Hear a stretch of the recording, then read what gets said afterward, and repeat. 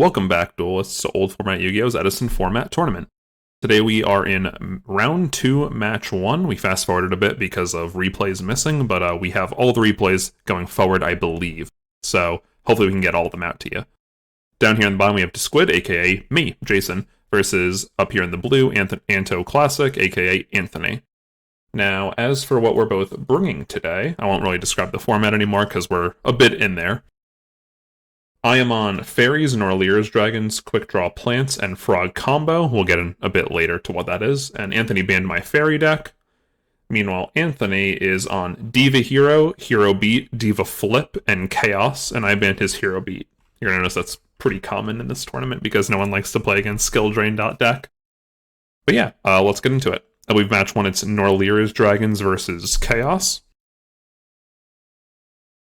Now let's go these hands. I open Dark Gruffer, Upstart, Dark Creator, Future Fusion, Red Eyes, Darkness Metal, and Foolish Burial. I mean, any hand with Future Fusion is pretty good, so I'm pretty happy with this turnout. Meanwhile, Anthony opened up Fader, Torrential, D-Alk, Bottomless, and Call of the Haunted. Well, let's see what I do, but I have a feeling it starts with Future Fusion. Reveal 5-head. I'll pause after. I'm just going to send the Wyverns, send the Red MD, and we're feeling happy. Now, if I nuke the board with Norlear's, I mean, what's really going to happen? I send the Plague off Foolish, just kind of preparing for the Norlear's, because Plague is what really gets the deck going, because you could stack like Dark Creator, for instance, and when Norlear's draws one, you will be very happy about that. But let's see what I keep doing. Gruffer, dump Norlear's, and I actually don't have the Phantom of Chaos here, so I know Anthony was pretty relieved, but I didn't want to overextend, because turn one, but I mean, I'm feeling pretty confident here, because I have Dark Creator next turn if I really want to. I have triple Red MD with the Wyverns, and I have a Norlear's if I top deck Phantom of Chaos, so this is looking pretty good. Anthony banishes Mirror Force, attacks, gets in. I'm basically going to draw, go end phase immediately, and summon a Red MD. Pretty simple. He just sets some back row, gets rid of the first one. He banishes a Dust Tornado, banishes a Crow. Crow is actually pretty useful. He's going to set, I summon 5-head, second Bottomless. Now, this one was actually pretty fun. I know I'm targeting still. There we go.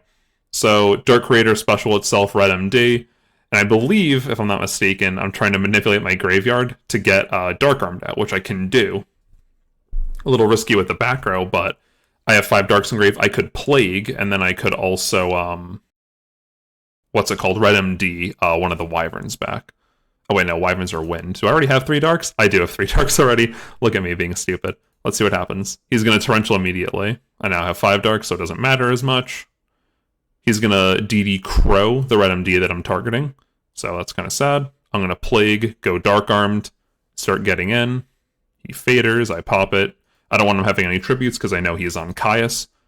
Top deck Sork, and I drop top deck Phantom of Chaos, which is pretty damn good in a low resource scramble like this. Because you'll see why. I draw, and now I have Red Eyes. And I'm just going to fast forward a little bit and basically get in for game. And he has returned from the different dimension to possibly save his life. But let's be honest, nothing much is going to come of this. He's going to tribute some stuff.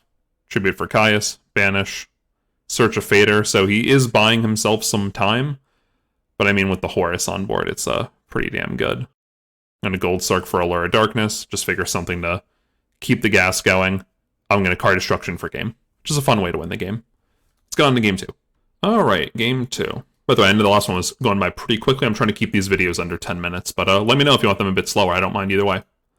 So I am on Quick Draw, and I believe Anthony is on Diva Hero, if I'm not mistaken. He opens Snowman Eater, MST, Upstart, Evil Hero, Infernal Prodigy. It's actually kind of funny, because I know recently in Edison he's been tweaking the Evil Hero list, which is pretty fun.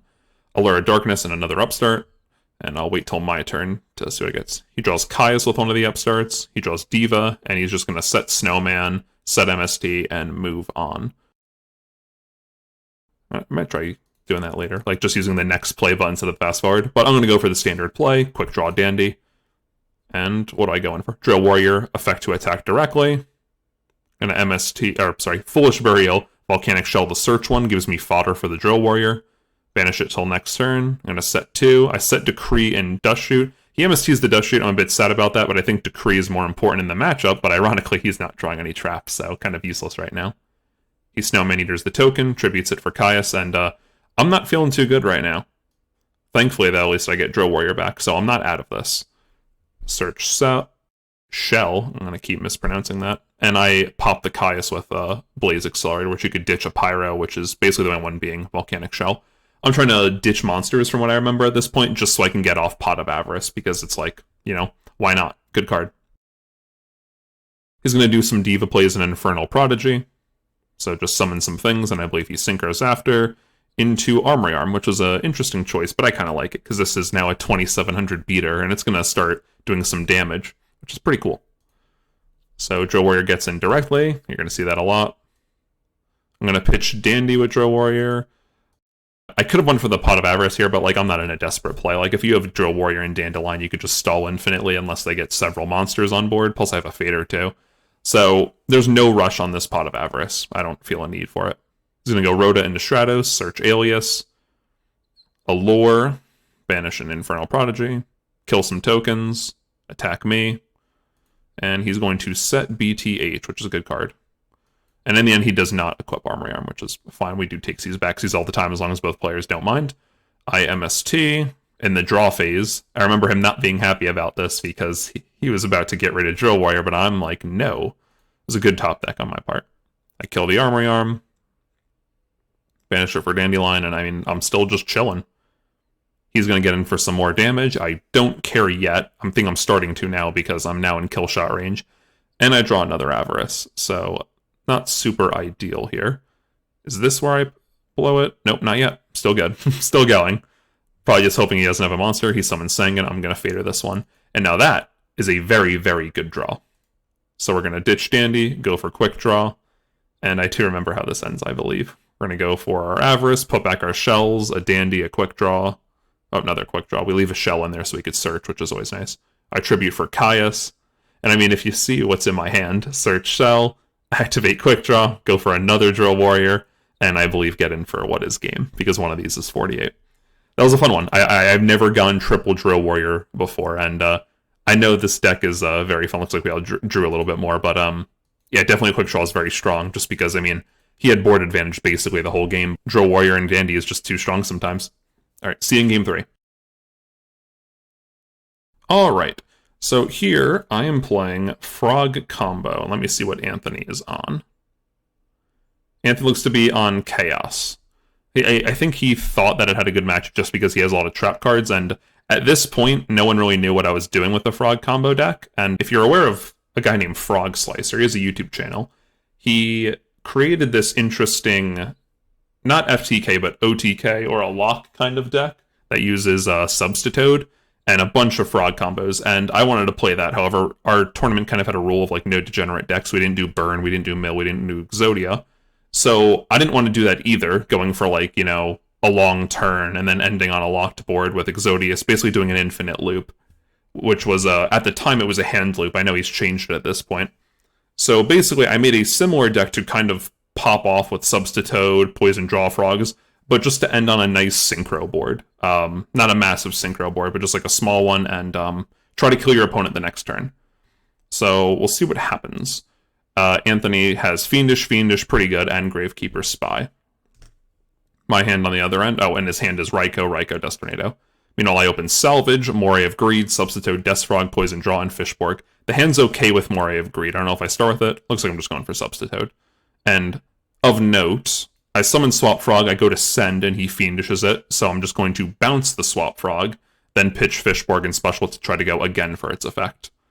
And this time he does not Fiendish, which is funny. So yeah, Treeborn goes to Grave, he summons a Commandant, and gets in for some damage. Top deck's Caius. Good card, but doesn't matter too much right now. It's also going to set a Dust Tornado. Well, I paused, but it's going quickly. Special Treeborn, activate Moray. Fast forward through this a little bit, because I know this turn might be long. So Thunder Dragons are in here to help thin the deck a bit when you're drawing things. We're going to 1-for-1 for Substitute.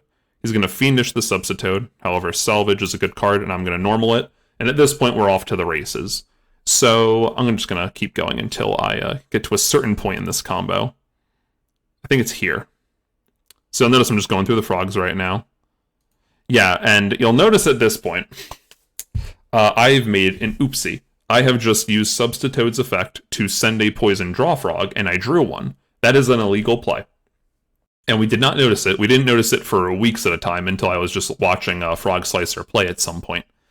And later in the fact, we've kind of made the rule in the tournament, or not later, I guess earlier in the tournament, a cheat like this, if it wasn't like noticed at the time, is just going to be like a warning. And then the next time something similar happens, you're going to get game lost or match lost, depending on how bad the what it is. So kind of sucks. Honestly, if you want my opinion, Anthony and I have talked about it a little bit.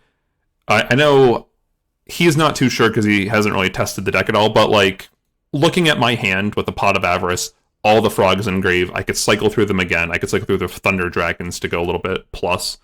I'm 90% sure if I did this the correct way, that I still make my end board the same exact way over again. That's just my opinion, but who knows for sure. I don't think there's a way to prove it because, draws are random. But what you actually have to do, and why this doesn't work, is because Substitute tributes and then it does something. And since this is a when effect, it actually misses timing.